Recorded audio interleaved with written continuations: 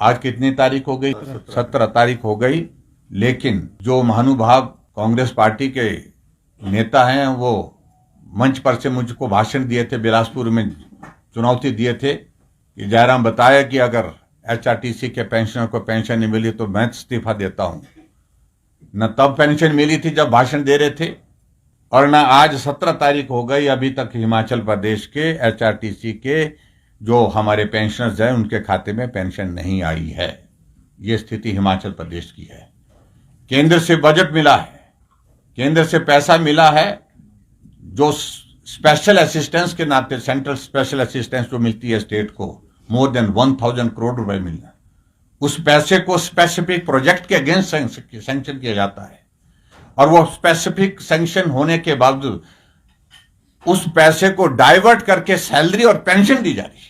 300 करोड़ रुपए से ज्यादा पैसा हिमाचल प्रदेश में जो सेंट्रल असिस्टेंस का आया था, जो 50 साल के लिए लोन होता है बिना ब्याज के होता है, वो पैसा जाकर के एचआरटीसी को दिया गया, तो ट्रांसपोर्ट डिपार्टमेंट के लिए 300 करोड़ के लगभग दिया गया, और उसके बाद जो है वो आगे जो है उसके लिए आईडीबी के लिए इंफ्रास्ट्रक्चर डेवलपमेंट बोर्ड को दिया गया, और वहां से रिलीज करके पैसा जो है सैलरी और पेंशन में बांट दिया गया। ये रिकॉर्डेड फिगर्स हैं, मैं बात कर रहा हूं।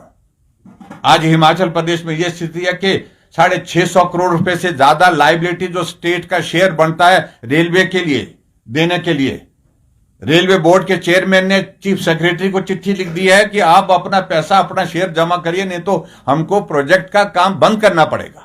यह स्थिति हिमाचल प्रदेश में है। मैं इस बात से सहमत हूं हिमाचल प्रदेश में कि आर्थिक संकट पहले भी रहा, लेकिन ऐसी स्थिति कभी नहीं आई। जो आज ये बात भाषण देते हैं, बार बार भाषण देते हैं, बार बार बोलते रहते हैं, क्या इन्हें मालूम नहीं था?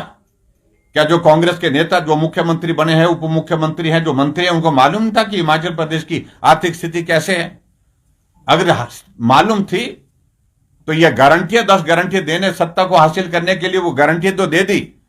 उस वक्त मालूम नहीं था कि इनको ये गारंटियां पूरी करनी मुश्किल होगी।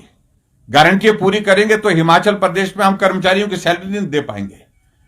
अब मंत्री जाकर के बोल रहे हैं ओपीएस की जगह यूपीएस को लागू करना चाहिए। ये हालात हिमाचल प्रदेश सरकार के हैं, और उस वक्त जब हम सारी बातें सरल भाषा में जो बातें कह रहे थे वो समझ में नहीं आ रही थी। आज हिमाचल प्रदेश का कर्मचारी कह रहा है, जिसके बारे में बोलते थे कि हम बहुत हितैषी हैं, बहुत उनका भला चाहने वाले हैं, वही उनके खिलाफ 2 साल के कार्यकाल में सड़कों पर आ गए। तो इसलिए मैं सिर्फ इतना कहना चाहिए। आज का मेरा विषय बहुत स्पेसिफिक है, लेकिन ये सारे विषयों को लेकर के बाद में बात करेंगे।